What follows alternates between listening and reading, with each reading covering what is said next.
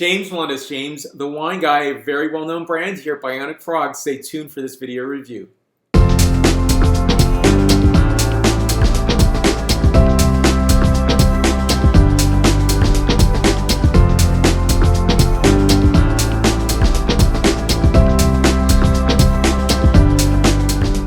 On this video review, I'm slightly nervous about this because it's my only bottle. And this is actually a gift from a good friend of mine, Allison. So thank you so much, Allison. I really appreciate it. Of course, I did share with her. So in case you're wondering out there, if I drank the whole bottle myself, I did not.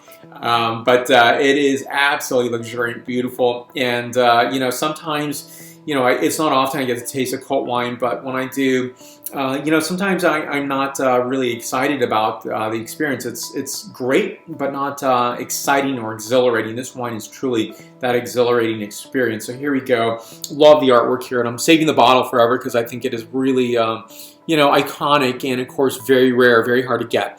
Bionic Frog Syrah Walla Walla 2007 vintage. 14.9% ABV. Now, here we are, 2014, the tail end of 2014. This is tasting beautifully.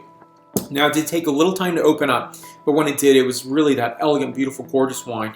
And, you know, I definitely, you know, had a aerator to serve this with on top of the wine bottle so that it really, you know, enhanced and gave the necessary oxygen to unfold the wine, to unfold its secrets, so to speak.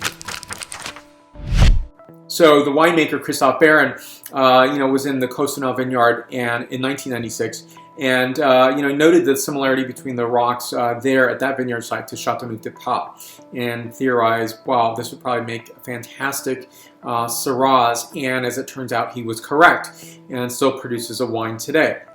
Now, on a video review, I actually looked at research. I'm like, who else has made a video on Bionic Frog, or you know, who else has talked about it? And I haven't seen a lot of, you know, I've seen a lot of price points, obviously, and that's the other part of this wine. It's very rare. It's 300 cases per year. You have to be on a mailing list, and in order to be on that mailing list, you have to be on a list to be on the list. But it's truly a splendid wine, and I'm very privileged to have it. I did, you know, share with my friend Allison because she brought it over, and so we did share the bottle mainly together. And so I have the remnants, you know, just almost the tail end of this bottle of wine, but enjoying every single moment of it. And just want to do the video, I wouldn't say perfectly, but with precision. And I think that's what it deserves. And, you know, I've tasted other cult wines before. Now, I won't mention who they are, but in some of the cult wine tastings where I've tasted some gorgeous wines, beautiful wines, and at, you know, the recognition of the wines, I'm not so sure that I'd be buying these bottles year in and year out. First of all, they're really expensive. They're hard to get. But secondly, they weren't so remarkable that I just had to have it. Now, on the other hand here, this is a, you know, a fantastically well-made, very well-sculpted Syrah that I think is coming through remarkably well. It's 7 years later. It is just enlivened and beautiful. Needed some oxygen though, so you need an aerator on this wine, given its age. But its age is just showing handsomeness. And I theorized two things on this, which I'll never know. And that's a fine thing about wine is, what would it taste like if it were 2-3 years post-vintage, or you know, slightly older, maybe 3 or 4 vintages later. And I think it would characterize differently, obviously. And it'd be fun to taste those side by side. But until then, I got this 2007 bottle of Bionic Frog. So, you know, here we go with the scent characterization, flavor profile, and the point score. So on this, I generally serve often, not always, but, you know, I definitely split between a Bordeaux and a Burgundy glass, and this is definitely that Bordeaux camp here. I tried it out on both glasses to see what it was like and what was characterizing best. And for me, this is the best characterization in terms of the format, the Bordeaux glass. So in this, gorgeous scent characterization of blackberry, tayberry, cassis, light dark chocolate notes, additionally notes of cedar, and leather and underbrush. Next is the flavor characterization, then the point score.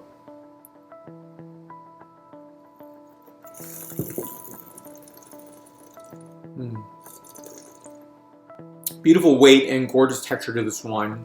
I love the texture, very silken, and what I enjoy, first of all, the flavor characterization, which I'll tell you in a moment, some of those characteristics, is that it just flows so evenly and unfolds complexity in a very nuanced level versus very powerful notes that I think would be not really the appreciation that this wine, you know, definitely gets, but it would be, you know, unremarkable, I think, if it would just be powerful note after powerful note. So here we go.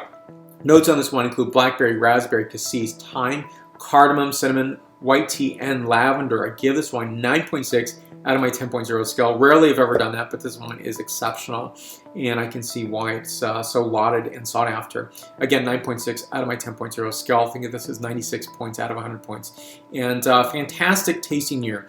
2014, so it's 2 days before the end of the year, but really to capture and appreciate this wine is a privilege. So thank you again, Allison. I really appreciate it. And thank you for watching my general community here.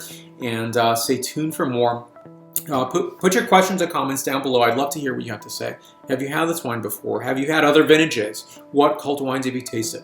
So we can also connect on a variety of social medias that I participate in, such as Facebook, Twitter, Google+, Pinterest, LinkedIn, as well as Instagram and WordPress. Thank you so much for watching today. Stay tuned for more. Salut.